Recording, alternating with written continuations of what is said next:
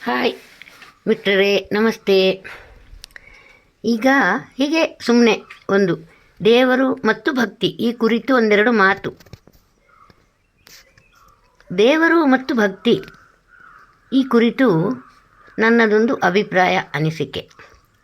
ದೇವರೇ ಇಲ್ಲ ಅನ್ನುವ ಜನರು ಇದ್ದಾರೆ. ಅದು ಅವರವರ ನಂಬಿಕೆಗೆ ಬಿಟ್ಟ ವಿಚಾರ. ದೇವರು ಎಂಬ ಒಂದು ಅಗೋಚರ ಶಕ್ತಿ ಇದೆ ಎಂದು ನನ್ನ ನಂಬಿಕೆ. ಕಷ್ಟಗಳು ಬಂದಾಗ ದೇವರೇ ಕಾಪಾಡು ಅಂತೀವಿ. ಕಷ್ಟಗಳಿಂದ ಹೊರಬರುವ ದಾರಿ ಕಾಣದಿದ್ದಾಗ ಏನೇ ಆಗಲಿ, ಸತ್ತರೂ ಬದುಕಿದರೂ ದೇವರ ಇಚ್ಛೆ ಇದ್ದಂತಾಗಲಿ ಎಂದು ದೇವರ ಮೇಲೆ ಭಾರ ಹಾಕಿ ನಿರಾಳ ಮನೋಭಾವ ತಾಳ್ತೀವಿ.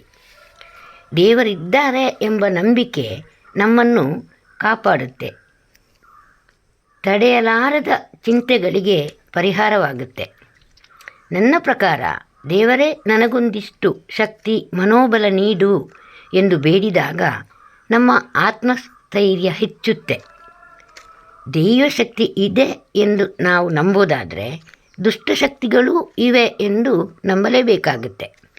ಇಲ್ಲಿ ದೇವರನ್ನು ಸಕಾರಾತ್ಮಕವಾಗಿಯೂ ದುಷ್ಟಶಕ್ತಿಯನ್ನು ನಕಾರಾತ್ಮಕವಾಗಿಯೂ ಭಾವಿಸಲಾಗುತ್ತೆ. ಇನ್ನು ಮಾಟ ಮಂತ್ರ ಮಾಡಿ ಇತರರಿಗೆ ತೊಂದರೆ ಮಾಡೋದು, ಅಥವಾ ನಮಗೆ ಆಗದವರಿದ್ದರೆ ಅವರು ಮಾಟ ಮಾಡಿಸಿದ್ದಾರೆ ಅದಕ್ಕೆ ನಮಗೆ ಇಷ್ಟೆಲ್ಲ ಕಷ್ಟಗಳು ಬರ್ತಿದೆ ಅನ್ನೋದು, ವ್ಯವಹಾರದಲ್ಲಿ ನಷ್ಟವಾದಾಗ, ಕಾಯಿಲೆ ಬಂದಾಗ ನಮಗಾಗದವರ ಮೇಲೆ ಗೂಬೆ ಕೂರಿಸ್ತೀವಿ. ಅವರೇ ಮಾಟ ಮಾಡಿಸಿದ್ದಾರೆ, ಅದಕ್ಕೆ ಹೀಗಾಗಿದೆ ಅಂತ ನಾವು ಅಂದ್ಕೊಂಡಿರೋ ಮಾಟ ತೆಗೆಸಲು ಮಂತ್ರವಾದಿ ಬಳಿ ಹೋಗ್ತೀವಿ. ಇತ್ತ ಕಡೆ ಡಾಕ್ಟರ್ ಬಳಿಗೂ ಹೋಗ್ತೀವಿ. ಇದೆಲ್ಲ ಅವರವರ ನಂಬಿಕೆ. ಆದರೆ ಇಲ್ಲಿ ಪ್ರಶ್ನೆ ಇರೋದೇನಪ್ಪ ಅಂದರೆ, ನಮ್ಮ ಹೃದಯ ಭಗವಂತನ ನಿವಾಸ ಆಗಿದ್ದರೆ, ದೇವರ ಮೇಲೆ ನಮಗೆ ನಂಬಿಕೆ ಇದ್ದರೆ, ದೇವರ ನೆನಪು ನಮ್ಮ ಮಸ್ತಿಷ್ಕದಲ್ಲಿ ಇದ್ದರೆ ಯಾವ ಮಾಟವಾದರೂ ನಮ್ಮನ್ನು ಬಾಧಿಸಬಲ್ಲುದೇ? ಹರನ ಮಣಿಸಲು ನರನಿಗಾದೀತೆ. ದೇವರ ಸ್ಮರಣೆ ಇರುವ ಮನಸ್ಸಿಗೆ ಪ್ರೇತಬಾಧೆ ತಟ್ಟಲು ಸಾಧ್ಯವೇ? ಯಾವತ್ತೂ ದೇವರಿಗಿಂತ ದೆವ್ವ ದೊಡ್ಡದಲ್ಲ, ಶಕ್ತಿಶಾಲಿಯೂ ಅಲ್ಲ. ನಮ್ಮ ಹೃದಯದಲ್ಲಿ ಕುತಂತ್ರ, ಕುಟಿಲತನ, ಇತರರಿಗೆ ಕೇಡು ಬಯಸುವ ಗುಣ, ಪರವಸ್ತುವನ್ನು ಕಬಳಿಸುವ ಹೀನ ಗುಣಗಳಿದ್ದಾಗ ಮಾಟ, ಪ್ರೇತ, ಕೃತಿಮ ಇಂಥವುಗಳಿಂದ ತೊಂದರೆ ಆಗಲೂಬಹುದು. ಏಕೆಂದರೆ ಹೊಲಸಲ್ಲೇ ತಾನೇ ಹುಳುಗಳು ಹುಟ್ಟುವುದು.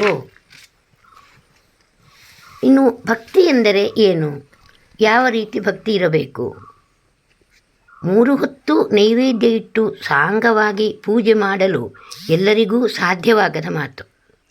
ದಿನಗೂಲಿಯೊಬ್ಬ ಬೆಳಿಗ್ಗೆ ಎದ್ದು ಮುಖಮಾರ್ಜನ ಮಾಡಿ ಬಂದು ದೇವರ ಫೋಟೋಕ್ಕೆ ಒಂದೆರಡು ಹೂವೇರಿಸಿ ನೀನೇ ಗತಿಯಪ್ಪ ತಂದೆ ಎಂದು ಕೈ ಮುಗಿಯುತ್ತಾನೆ. ಇದು ಕೂಡ ಭಕ್ತಿಯೇ. ಉಳ್ಳವರು ಮನೆಯಲ್ಲಿ ದೇವರಿಗೊಂದು ಪ್ರತ್ಯೇಕ ಕೋಣೆ ಮಾಡುತ್ತಾರೆ, ಒಳ್ಳೆಯದೇ ಅದು. ಆದರೆ ಒಂದೇ ಕೋಣೆಯ ಮನೆ ಇರುವವರು ತಮ್ಮ ಹೃದಯವನ್ನೇ ದೇವರ ಗುಡಿಯನ್ನಾಗಿಸುತ್ತಾರೆ. ಹೃದಯಕ್ಕಿಂತ ಸುಂದರ ದೇವಾಲಯ ಬೇರೆ ಇಲ್ಲವೆಂದು ನನ್ನ ಅನಿಸಿಕೆ. ನಿನ್ನ ಮನೆಯಲ್ಲಿ ದೇವರ ಕೋಣೆ ಇಲ್ಲ, ಗೋಡೆಗೆ ಫೋಟೋ ನೇತು ಹಾಕಿದ್ದೀಯಾ, ಪ್ರತಿದಿನ ಬೆಳಗ್ಗೆದ್ದು ಸ್ನಾನ ಮಾಡಿ ದೇವರ ಪೂಜೆ ಮಾಡೋದಿಲ್ಲ, ಅದಕ್ಕೆ ನಿನಗೆ ಕಷ್ಟಗಳು ಬರೋದು ಅಂತ ಕೆಲವರು ಹೇಳಿದರೆ ಆಗ ಆ ವ್ಯಕ್ತಿಯ ಮನಸ್ಥಿತಿ ಹೇಗಿರಬಹುದು ಹೇಳಿ? ಅಂದರೆ ಯಾರೋ ಹೃದಯದಲ್ಲಿ ಭಕ್ತಿ ಇದೆ ಅಥವಾ ಇಲ್ಲ ಅನ್ನೋದು ಇನ್ನೊಬ್ಬನಿಗೆ ಗೊತ್ತಾಗುತ್ತಾ? ಇಲ್ಲ. ಅಂದರೆ ಆತ ಬಡವ, ಅವನಿಗೆ ಎಷ್ಟು ಸಾಧ್ಯವೋ ಅಷ್ಟು ಅವನು ಶ್ರದ್ಧೆಯಿಂದ ದೇವರನ್ನು ಪೂಜಿಸ್ತಾನೆ. ಅಂದರೆ ಅದಕ್ಕೆ ದೇವಸ್ಥಾನ ಕಟ್ಟಿಯೇ ಪೂಜೆ ಮಾಡಬೇಕಂತೇನಿಲ್ವಲ್ಲ. ನಾವು ಮಾಡುವ ಒಳ್ಳೆಯ ಕೆಲಸವೇ ದೇವರ ಪೂಜೆಗೆ ಸಮ ಅಲ್ಲವೇ? ಏನೊಂದೂ ಪ್ರತಿಫಲಾಪೇಕ್ಷೆ ಇಲ್ಲದೆ ಅರ್ಹರಿಗೆ ಶಕ್ತ್ಯಾನುಸಾರ ಸಹಾಯ ಮಾಡುವುದು ಕೂಡ ಶಿವನ ಪೂಜೆಗೆ ಸಮಾನ.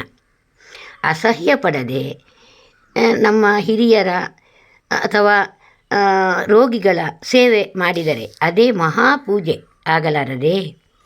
ಮನಸ್ಸಿನಲ್ಲಿ ಸ್ವಾರ್ಥ ಚಿಂತನೆಗಳನ್ನು ಮತಿಸುತ್ತಾ ಎಲ್ಲರೂ ಕೇಳಲೆಂದು ದೊಡ್ಡ ದನಿಯಿಂದ ಮಾಡುವ ಮಂತ್ರ ಅದು ಭಗವಂತನನ್ನು ತಲುಪುವುದೇ? ಖಂಡಿತ ಇಲ್ಲ.